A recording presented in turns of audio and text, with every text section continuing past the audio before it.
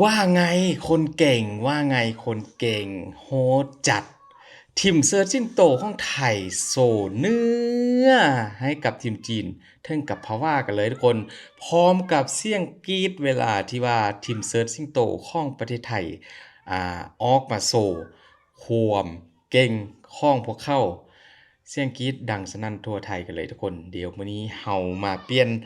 สถานที่กันนิดนึงคนหลังจากที่ดูเกี่ยวกับการเกษตรหรือว่าหลายๆอย่างเกี่ยวกับชาวนาชาวไร่ชาวนาไทยแล้วทุกคนมื้อนี้ก็ข้อมาดู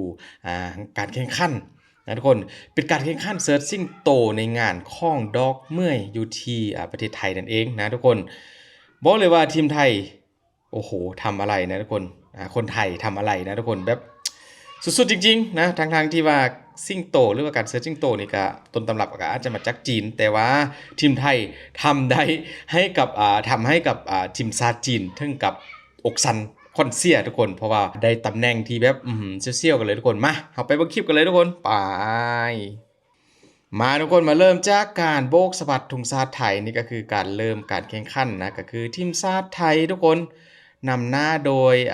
เขาอะไรนะมือกลองใช่ไหมที่ว่าตีกลองให้กับซิงโตได้เซิร์ชทุกคนอันนี้พ่อพิมพ์ต้องขอโทษจริงๆนะเพราะว่าซับในการใช้ในงานแบบนี้พ่อพิมพ์ก็บ่ค่อยรู้จักทุกคนแต่ว่าจะรีแอคไปเรื่อยๆนะทุกคนนี่มาแล้วทีมชาติไทยทุกคนมาในชุดซิงโตสีเหลืองโอ้โหท่วงท่าลีลาบอกเลยว่าอ่าไล่คอมเมนต์บ่พิมพ์ไปเจอมาเกี่ยวกับคอมเมนต์ของพี่น้องชาวไทยนะทุกคน เขาบอกว่าถึงกับคนลุกนะเพราะว่าทีมชาติไทยทำได้ออกมาแบบส้มจริงจุดสุดกับซิงโตกระโดดอยู่เศร้าแบบนี้นะทุกคนอืมบ่ฮู้ว่า FC ด้านในที่ว่าได้เข้าไปเบิ่งเว็บไกลๆได้ทุกคนซึ่งว่างานนี้ก็จัดออกมาเรียบร้อยแล้วนะถือว่าสำเร็จเสร็จสิ้นกันไปเรียบร้อยและนี้บ่พิมพ์ก็อยากจะเอาคลิปมาให้ทุกคนได้เบิ่งว่าทีมไทยทำไมถึงทำให้จีนถึงกับตกอกตกใจทุกคนเพราะว่าทีมไทยเก่งซะเหลือเกินนะในการเซิร์ชซิงโต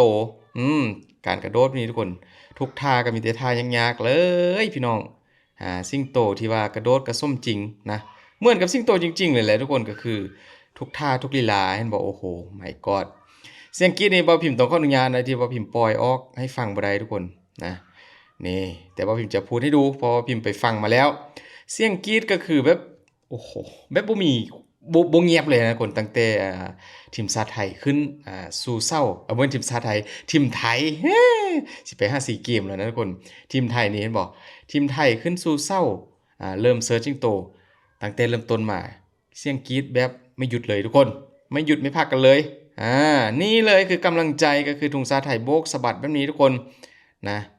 งานแบบนี้ป้าพิมพ์ก็อาจจะเป็นคลิปแรกที่ป้าพิมพ์เคยทำทุกคนถึงว่าอาจจะมีการจัดมาหลายครั้งแล้วก็ตามแต่ใช่ไหมมาเบิ่งไกลๆทุกคนโอ้โหความงดงามทวงท่าลีลาเหมือนสิงโตจริงๆนะดูจากด้านล่างด้านหน้าด้านข้างทุกคนอืมและทุกคนรู้หรือบ่ว่าทีมชาติไทยได้อันดับที่เท่าไหร่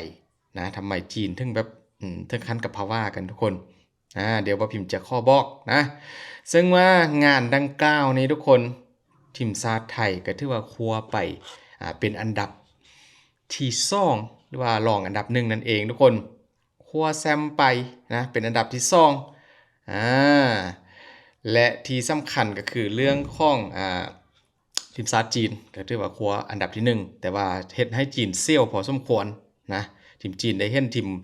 Searching โตของไทยแล้วก็เซี่ยวไล่เลยแหละทุกคนถึงว่าจีนจะเป็นต้นตำรับในการSearching โตแบบนี้แต่ว่าอยู่ที่เมืองไทยนี่คือแบบเขาใส่คนจีนเชื้อสายคนไทยเชื้อสายจีนใช่ไหมทุกคนบ่พิมพ์ก็บ่แน่ใจนะที่ว่ามาเซิร์ชนี้หรือว่าคนไทย 100% ก็สามารถไปเซิร์ชได้บ่นี่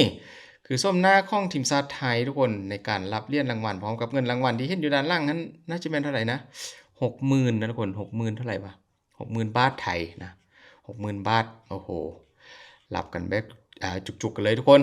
ทั้งทีมเซิร์ชแล้วก็ทั้งมือกลองมาและงานที่สำคัญอีกตัวอย่างหนึ่งที่ว่าจัดอยู่ไกลๆกันทุกคนก็คือนี่เลยงานที่พี่น้องชาวไทยอาจจะคุ้นหน้าคุ้นตากันอยู่แล้วทุกคนนะเดี๋ยวไปพิมพ์ข้ออ่านชื่อกันทุกคนเพราะว่าลืมมันเป็นงานที่แบบค่อนข้างที่จะจำชื่อยากหลายสำหรับบ่พิมพ์ก็คือมีการโซซิงโตนะทุกคนโซซิงโตบ่แม่นซิงโตโซมังกรพ่นไฟนั่นเองทุกคนซึ่งว่า งานนี้ก็เข้าเรียกว่างานงิ้วลาดยาวนครสวรรค์ใช่ไหมงานงิ้วลาดยาวป้าพิมพ์กับวงผมมาให้ทุกคนเอาคลิปมารีแอคชั่นมาให้ทุกคนได้ดูคนเยอะมากทุกคนหน้าเน้นกันเลยแหละนี่คือภาพบรรยากาศตอนกลางคืนทุกคนหลังจากมีการจัดงานมานี่มาเบิ่งมังกรสวยๆกันทุกคนมังกรที่ว่ามีการมาโชว์นี่ก็พ่นไฟอยู่ตลอดนะทุกคนพ่นผุไฟตลอดแล้วก็ซีซั่นสวยงามกันเลยมีหลากหลายซีซั่นกับมังกรตัวนี้ทุกคน ถ้าว่าเป็นซับจริงๆนี่เขาเรียกว่าอะไรอะทุกคนมังกรที่โชว์อยู่ในงานแบบนี้นะสวยงามแฮงนี่ก็เป็นอีกสิ่งหนึ่งที่เบาพิมพ์อาจจะเป็นการทำเป็นครั้งแรกกันคือกับคลิปการแข่งขันสิงโตเลยทุกคนคลิปนี้ก็อาจจะเป็นคลิปแรกที่ว่ารวบรวมให้ทุกคนได้เบิ่งเป็นคลิปเดียวกันนะทั้ง2งานทุกคน นอกจากนั้นก็ยังมีการโซฟอนอะไรนะเขาเรียกอะไรอะลิงใช่ไหมทุกคนมีเมื่อลิงแล้วก็มีหลากหลายกิจกรรมที่ว่าจัดขึ้นในงานดังกล่าวนี้ทุกคนโอ้ยงามหลายนครสวรรค์นี่คืออยู่ภาคไหนของประเทศไทยวะสวยงามหลายทุกคนแต่ละเทศกาลของประเทศไทยก็ทุกปีหรือว่าปลายปีนี่แหละจะเริ่มมีหลายนะทุกคนมีเยอะสุดๆเลยแหละปลายปีของแต่ละปีที่ป้าพิมพ์เคยทำมาแต่ว่างานนี้ก็อาจจะเป็นงานใหม่ๆสำหรับป้าพิมพ์บ่ฮู้ว่าจัดกันมากี่ปีแล้วทุกคนมาดูด้านบนทุกคนด้านบนก็มีการจุดพลุนะแล้วก็แสงของพลุก็ประกายตกลงมาทุกคนด้านล่างก็มีการเสิร์ชหุ่นข้องมังกรนะทุกคนมังกรใส่คนเสิร์ชก็ถือว่าจำนวนหลาย10 คนกันเลยยาวมากทุกคนงานนี้ก็สามารถเข้าไปเบิ่งไกลๆได้เลยนะทุกคนไปอยู่ไกลๆล้อมวงกันนี่ใหญ่มากสวยมากทุกคนทักทายสบายดีพี่น้องอะไรนะสาวนครสวรรค์ใช่ไหมเมื่อกี้ที่ว่าอยู่ในงานดังกล่าวนี้ทุกคนพร้อมกับงานเซิร์ชซิงโตอยู่ที่101นะนี่ก็มีสิงโตกันทุกคนแต่ว่าเป็นสิงโตแบบเหมือนกับว่าอะไรนะเข้ามาเดินอยู่บนถนนแล้วก็พ่นผุมีหลากหลายซีซั่นให้ได้เบิ่งได้เที่ยวได้ชมกันทุกคนนอกจากนั้นก็ยังมีอาหารนะเป็นอาหารไทยอาหารไทยอาหารเจอาหารจีนบ่ที่ว่ามีการวางค่ายกันอยู่ในงานทุกคนโอ้โหคอนกรุบเลยทุกคนมาปิดท้ายโดยขบวนอีกขบวนหนึงทุกคนแต่งกายเหมือนกับจีนเลยเนาะทุกคนบ่ฮู้ว่าอยู่ที่นครสวรรค์นี่มีพี่น้องไทยชาวจีนนี่มีเยอะไหมทุกคนเหมือนกับเปาบุญจิ้นเหมือนกับอะไรนะเหมือนกับนั่งจีนนะอันนี้ก็แต่ว่านี่คืองานอยู่ที่ประเทศไทยงานของพี่น้องชาวไทยจัดขึ้นมานะทุกคนโอ้โหสวยงามสมคำล่ำลือซึ่งว่าช่องงานนี้ก็เป็นงานใหม่ๆในการนำเสนอของช่องคนพิมพ์ทุกคนถ้าว่าพูดยังผิดพลาดก็ขอโทษขออภัยหลายเด้อพี่น้องเพราะว่าบ่พิมพ์ก็อาจจะยังบ่ได้ฮู้เกี่ยวกับคำศัพท์หรือว่าการใช้อ่า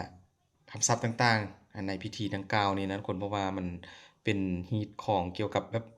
มีไทยจีนยังประมาณนี้นะก็บ่ค่อยได้รู้จักเรื่องนี้แดก็เลยว่าอยากจะทำคลิปในมุมของหมอพิมพ์ที่ไปหาคลิปมาให้ดูแบบสวยๆแบบนี้นะทุกคนขอบคุณหลายๆทุกคนขอบคุณจริงๆนะปีใหม่ฟ้าใหม่ก็ใกล้เข้ามาแล้วจังได้บ่ได้เดินทางไปที่ไหนไปทำงานอยู่ต่างจังหวัดอยู่ไสก็ขอให้ระมัดระวังในการใช้ชีวิตเด้อทุกคนนะเพราะว่าปีใหม่ฟ้าใหม่ก็อยากให้ทุกคนได้ฉลองคืนข้ามปีไปนำกันรวมเข้าดาวน์นับถอยหลังไปนำกันทุกคน